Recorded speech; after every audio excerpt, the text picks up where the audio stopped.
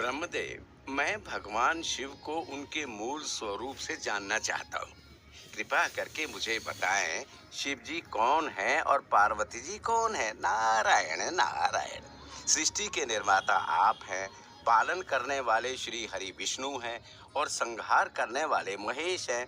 तो फिर महादेव शिव की इस सृष्टि में क्या भूमिका है? नारायण नारायण। इस बार ब्रह्मा जी ने मुस्कुराते हुए कहा, शिव स्वयं सृष्टि है मुनिवर।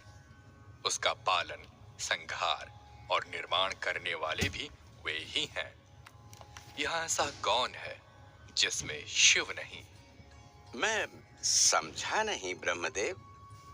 जब इस संपूर्ण सृष्टि में कुछ नहीं था, न सूर्य, न ग्रह, न तारे, न दिन, न रात, न समय, न आकाश, सृष्टि के निर्माण में लगने वाला कोई तत्व भी नहीं था, तब हर जगह गहरा सन्नाटा और अंधकार फैला हुआ था। उस अनंत शून्य में जब कुछ भी नहीं था, तब भी एक ऊर्जा सब जगह व्याप्त थी, जो अनादि, अनंत, सर्वव्यापी थी। उस ऊर्जा का नाम, रूप, गंध, आकार, वर्ण, गुण, आरंभ, अंत कुछ नहीं था। वो ऊर्जा ही शिव थी, जिसे सब योनियों ने अनुभव किया तो उसे परब्रह्म, परम चैतन्य, चेतना, शिव जैसे नाम दिए गए। अगर शिव वो ऊर्जा है, तो शिवा या पार्वती कौन है? जब उस महा ऊर्जा रूपी शिव को इस अनंत शून्य में जीवन उत्पन्न करने का विचार आया, तो उनके इस विचार से एक शक्ति उत्पन्न हुई। यह शक्ति शिव की शक्ति थी, इसलिए शिवा कहलाई। इसी के नाम त्रिगुणमयी माया, महामाया जननी भगवती, जगदम्बिका, पार्वती, उमा आदि कहे गए। यही शक्ति त्रिदेव जननी, नित्य तथा मूल प्रकृति कहलाती है। ये शक्ति शिव से अलग नहीं है, वो मूलतः शिव ही है। बस समझ लो, अगर शिव शांत जल हैं, तो शिवा उस जल में उठती लहर। अगर शिव नृतक है, तो शिवा उनका नृत्य। अगर शिव एक विचार है, तो शिवा उस विचार का मूर्त रूप। नारायण नारायण। ब्रह्मदेव, अब मुझे सृष्टि की उत्पत्ति के विषय में बताइए। सृष्टि की उत्पत्ति कैसे हुई? आप श्री विष्णु और महेश कैसे अस्तित्व में आए? जब शिव जी को सृष्टि की इच्छा हुई, तो उनकी शक्ति ने सृष्टि का निर्माण करने वाली शक्तियों को पैदा किया। सृष्टि का निर्माण, विस्तार, पालन पोषण और संहार का भार शिव ने अपने आप नहीं लिया, बल्कि इसके लिए व्यवस्थाएं कर दी।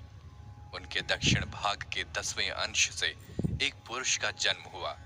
इसका नाम शिवजी ने विष्णु रखा। विष्णु जी ने बहुत समय तक तप किया। तब शिव जी की कृपा से विष्णु जी के शरीर से अनेक जलधाराएं निकली, जिनसे एक सागर का निर्माण हुआ। विष्णु जी इस सागर में योग निद्रा में सो गए। जल पर सोने के कारण उनका नाम नारायण पड़ा। उस समय विष्णु जी से ही सृष्टि के सारे तत्वों का जन्म और विस्तार हुआ। सबसे पहले 3 गुण, 3 गुणों से अहंकार, अहंकार से 5 तन्मात्राएं, शब्द, रूप, रस और गंध, और उससे पंचभूत, पृथ्वी, जल, आकाश, तेज और वायु प्रकट हुए। इसके बाद 5 ज्ञानेंद्रियां, नेत्र, कान, नाक, जिह्वा और त्वचा तथा 5 कर्मेंद्रियां उत्पन्न हुई। इस प्रकार शिवजी की इच्छा से 24 प्रकार के सार तत्व प्रकट हुए। ये सब इकट्ठे होकर शिव रूप जल में सो गए। इसके बाद सदा शिव ने अपने दाहिने हाथ से एक दिव्य तेज प्रकट कर विष्णु जी की नाभि से निकले एक कमल डाल दिया, जिस पर मेरी उत्पत्ति हुई। इसके बाद शिव जी ने महेश की उत्पत्ति की। ब्रह्मा, विष्णु, महेश, ये तीनों महादेव सदा शिव की ही शक्तियां हैं, जो सृष्टि का निर्माण, पालन पोषण और संहार करती हैं। सृष्टि का निर्माण और विस्तार कार्य का दायित्व मुझ ब्रह्मा को सौंपा गया। पालन पोषण संरक्षण का दायित्व श्री विष्णु को और संहार का दायित्व महेश को सौंपा गया। यद्यपि ये तीनों काम हम त्रिदेव करते हैं, फिर भी तीनों कार्य मूलतः शिव द्वारा ही होते हैं, क्योंकि हम शिव की ही रचनाएं हैं। शिव और उनकी शक्ति शिवा का स्वरूप कैसा है? नारायण नारायण। शिवा की अंबिका रूप में 8 भुजाएं और विचित्र मुख है। माया के संयोग से ये अन्य अनेक रूपों में प्रकट हो जाती हैं। किसी भी जीव की मूल आत्मा शिव है और उसका बाकी अस्तित्व शिवा है। पर ब्रह्म शिव सिर पर गंगा धारण करते हैं, इसलिए उन्हें गंगाधर भी कहा जाता है। उनके ललाट पर चंद्रमा सुशोभित है, इसलिए उनका नाम चंद्रचूड़ है। उनके 3 नेत्र, पंचमुख हैं और 10 भुजाएं हैं। वो काल स्वरूप हैं, इसलिए महाकाल कहलाते हैं। वो त्रिशूलधारी हैं। धरती पर उन्होंने काशी को शिव क्षेत्र के रूप में स्थापित किया है। इस शिव क्षेत्र में शिव और पार्वती हमेशा निवास करते हैं। ब्रह्मदेव, महादेव शिव के प्राकृतिक स्वरूप कौन से हैं?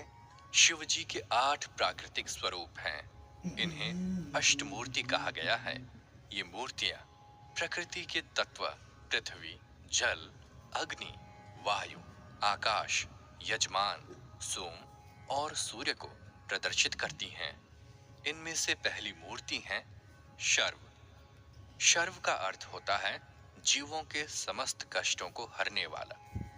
शिव शर्व के रूप में पूरे जगत को धारण करने वाली पृथ्वी के स्वामी हैं और सभी जीवों के कष्ट हरता है।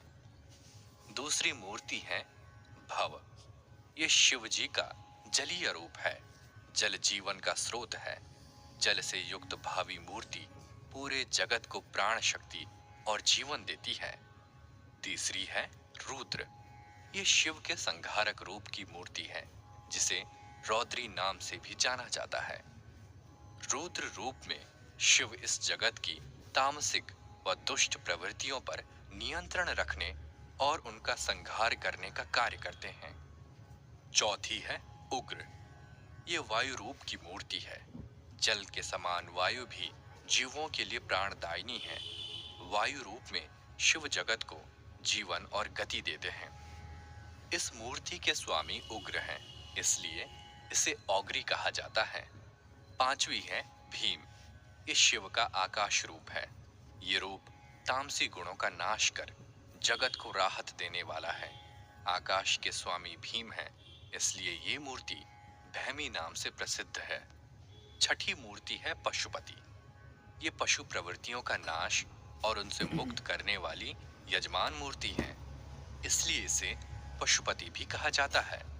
पशुपति रूप में महादेव जगत के जीवों, पशु पक्षियों की रक्षा व पालन करते हैं।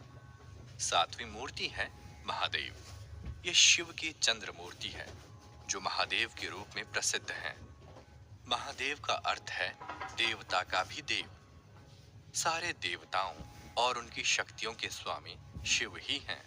चंद्र रूप में शिव ही रात्रि को धरती पर शीतलता बरसाते हैं। आठवीं मूर्ति है ईशान। ये शिव की सूर्य मूर्ति है। सूर्य इस जगत की ऊर्जा का मूल स्रोत है, जिससे जीवों में चेतना है। शिव ही सूर्य रूप में उपस्थित होकर जगत को ऊर्जा देते हैं और ईशान कहलाते हैं। अष्टमूर्ति की तरह शिव की पंचमुखी मूर्ति भी है, जिनमें उनके 5 मुख हैं। प्रत्येक मुख शिव के एक कार्य को करता है, जो है सृष्टि निर्माण, पालन, संहार, तिरोभाव और अनुग्रह। उनके 10 हाथ 10 दिशाओं के सूचक हैं, जो हैं ऊर्ध्व, ईशान, पूर्व, आग्नेय, दक्षिण, नैऋत्य, पश्चिम, वायव्य, उत्तर और अधो। इस तरह सृष्टि में जो कुछ भी स्थूल है या सूक्ष्म है, ज्ञात है या ज्ञात है, जड़, चेतन या प्रकृति है, सब वही एकमेव शिव है। नारायण नारायण। वाह ब्रह्मदेव वाह। आपके कारण आज मुझे सदा शिव महादेव के वास्तविक स्वरूप का अनुभव हो गया। क्या आपको ये ज्ञान आरंभ से था या आपको किसी ने प्रदान किया? नारायण नारायण। आरंभ में मैं महादेव की माया से मोहित था और इसी कारण मुझे अपनी श्रेष्ठता का अहंकार हो गया था। तब महादेव ने खुद मेरा अहंकार तोड़ा और मुझे अपने वास्तविक स्वरूप का परिचय कराया। ये कैसे हुआ था, तुम्हें सुनाता हूँ।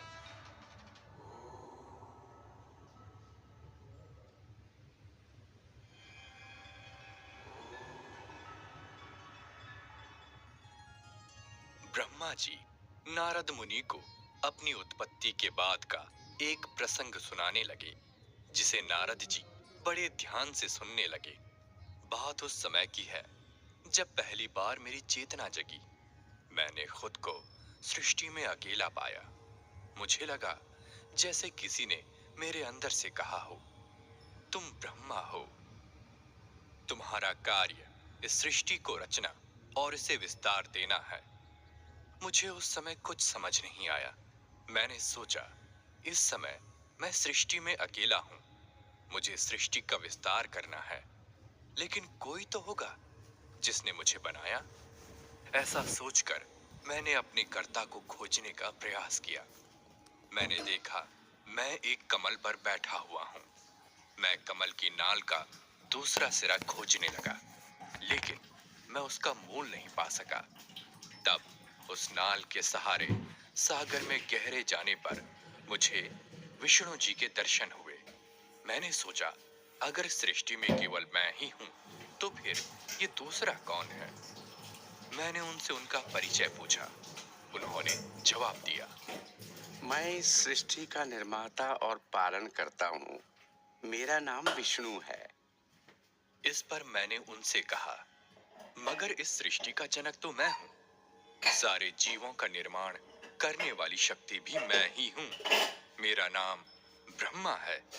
ये सुनकर विष्णु जी जोर से हंसे और बोले, ब्रह्मदेव, जरा ध्यान से देखें। आप जिस कमल पर बैठे हैं, वह कमल मेरी नाभि से निकला है। आपकी उत्पत्ति मेरी नाभि से भी हुई है। आपने मुझे नहीं, मैंने आपको बनाया है। इस तरह विष्णु जी और मेरे में विवाद बढ़ता गया और विवाद ने संघर्ष का रूप ले लिया। संघर्ष को जब काफी समय हो गया, तो बहुत जोर से ओम की ध्वनि गूंजी और हम दोनों के बीच एक अग्नि स्तंभ प्रकट हो गया। उसे देखकर हम दोनों ही आश्चर्य में पड़ गए, क्योंकि उसे ना तो मैंने बनाया था, ना विष्णु जी ने।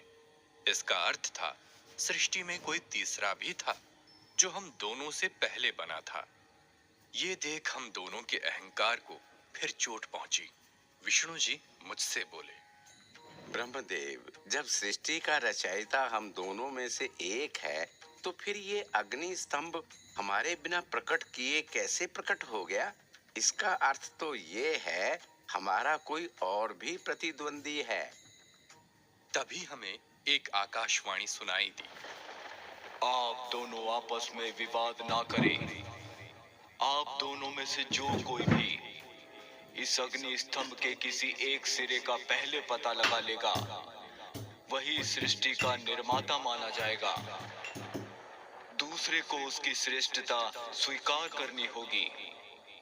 आकाशवाणी सुनकर मैंने हंस का रूप धारण किया और स्तंभ के ऊपर का सिरा देखने चल पड़ा। और श्री हरि विष्णु वराह रूप में सागर धरती पार कर पाताल तक चले गए। हजारों वर्षों तक ये खोज चलती रही, किंतु हम दोनों में से कोई भी इस अग्नि स्तंभ का आरंभ या अंत पाने में सफल ना हो सका। बहुत ऊपर पहुंचने के बाद मुझे उस अग्नि स्तंभ के ऊपर से कुछ फूलों की पंखुड़ियां और बेल के पत्ते गिरते नजर आए। मुझे लगा कि ये पंखुड़ियां और पत्ते इस स्तंभ के ऊपर से गिर रहे हैं, यानी उसका ऊपरी सिरा निकट ही है। इस तरह से बिना देखे ही मैंने घोषणा कर दी कि मुझे स्तंभ का दूसरा सिरा मिल गया। इसलिए मैं इस प्रतियोगिता में विजय हो गया हूँ। मैं ही श्रेष्ठ हूँ। इसलिए सृष्टि का जनक और कर्ता धर्ता मुझे ही माना जाए। विष्णु जी को तब तक स्तंभ का निचला सिरा तो नहीं मिला था, उन्होंने अपनी हार ईमानदारी से स्वीकार कर ली और कहने लगे, मैं स्वीकार करता हूँ ब्रह्मदेव कि आप ही श्रेष्ठ हैं। मुझसे पहले आप आए हैं। लेकिन ऐसा होते ही उस अग्नि स्तंभ से विकराल रूप धरकर शिवजी प्रकट हुए। उनका चेहरा क्रोध से भरा हुआ था। उनके माथे की सलवटों से काल भैरव पैदा हुए, जिनको भगवान शिव ने आज्ञा दी। भैरव, इस प्रतियोगिता में इस ब्रह्मा ने कपट किया है। इसने झूठ बोला है कि अग्नि स्तंभ का ऊपरी सिरा देख लिया है। सत्य तो यह है कि ये अग्नि स्तंभ कोई और नहीं, स्वयं मैं हूँ। मैं अनादि और अंत हूँ। मेरा कोई सिरा नहीं है। ब्रह्मा को इसके पाप का फल दो और उसका एक मुख काट डालो। मुनिवर, शायद आप नहीं जानते, जब मेरी उत्पत्ति हुई थी तो मैं 5 मुखों वाला था, किंतु शिव जी के क्रोध के कारण मेरा एक मुख कट गया और 4 मुख शेष रह गए। तब मैंने शिव जी के चरणों में गिरकर अपने पाप की क्षमा मांगी और उनके वास्तविक स्वरूप का ज्ञान मांगा। तब उन्होंने मुझे क्षमा किया और मुझे अपने और इस सृष्टि के निर्माण के रहस्य बताए, जिन्हें मैंने तुम्हें सुनाया था। इसके बाद शिव जी अंतर ध्यान हो गए और उनकी आज्ञा से मैंने और श्री विष्णु ने मिलकर इस सृष्टि का विस्तार दिया। पहले हमने जल में जीवों की उत्पत्ति की, फिर जल और भूमि में रहने वाले जीवों की उत्पत्ति की। इसके बाद पृथ्वी पर रहने वाले जीवों की उत्पत्ति हो गई और मनुष्य योनि भी पैदा हुई। लेकिन सृष्टि को आगे बढ़ाने में मुझे एक समस्या आ रही थी। नारायण नारायण, कैसी समस्या ब्रह्मदेव? मैंने अपने मानसिक शक्तियों से महादेव के निर्देश के अनुसार सृष्टि का निर्माण तो कर लिया था, लेकिन उसका विस्तार नहीं हो पा रहा था। अपनी इतनी सुंदर रचना को आगे बढ़ता ना देख मैं बहुत दुखी हो गया था और महादेव से सहायता के लिए प्रार्थना कर रहा था। उस समय एक आकाशवाणी हुई। हे ब्रह्मदेव, आपकी बनाई सृष्टि में पुरुष तो हैं, लेकिन मादा नहीं। आप युग में सृष्टि विकसित करो, जिससे सृष्टि स्त्री और पुरुष के जोड़े द्वारा खुद से विस्तार पाती रहे, नई पीढ़ियां अपने आप आती रहे। किंतु उस समय तक सृष्टि में मादा जाति नहीं बनी थी, जिसको बनाने के लिए मैंने शिव का कठोर तप किया। तब मेरी तपस्या से प्रसन्न होकर भगवान शिव ने मुझे दर्शन दिए और पूछा, कहो ब्रह्मदेव, क्या चाहिए? प्रभु, मेरी सृष्टि आपकी कृपा के बिना अधूरी है। मैं आपके कहे अनुसार स्त्री पुरुष के समागम से सृष्टि का विस्तार करना चाहता हूँ, किंतु मैं मादा जाति उत्पन्न नहीं कर पा रहा हूँ। आप ही कोई उपाय करें जिससे मादा जाति अस्तित्व में आए। तब शिव ने मेरी प्रार्थना स्वीकार कर ली और कहा, तुम्हारी मनोकामना जरूर पूरी होगी ब्रह्मदेव। ऐसा कहकर महादेव ने अपने शरीर के आधे भाग से स्त्री का निर्माण कर दिया। सदाशिव शिव और पार्वती में बंट गए। वह अर्धनारीश्वर बन गए। संसार की हर स्त्री, हर पुरुष मूल रूप से शिव ही है, क्योंकि वो उसी एक शिव रूपी ऊर्जा से बने हैं। इसीलिए सृष्टि में स्त्री और पुरुष दोनों का समान महत्व है। अकेला पुरुष सृष्टि को नहीं बढ़ा सकता, इसके लिए स्त्री की भी बराबर की भागीदारी चाहिए। इसीलिए संसार में स्त्री और पुरुष का जब विवाह होता है तो स्त्री को पुरुष की अर्धांगिनी कहा जाता है। उसके बाद वो दो नहीं, एक ही इकाई माने जाते हैं, जो संसार को नई पीढ़ी देकर सृष्टि का विकास करते हैं। सृष्टि की वृद्धि की ऐसी व्यवस्था स्वयं शिव जी ने की है। यही व्यवस्था उनका अर्धनारीश्वर रूप है। वाह ब्रह्मदेव वाह! सृष्टि के विकास के लिए महादेव शिव ने खुद को पुरुष और नारी बना लिया। उनकी महिमा अपरंपार है। नारायण नारायण। हाँ जी। जब जब सृष्टि पर संकट आए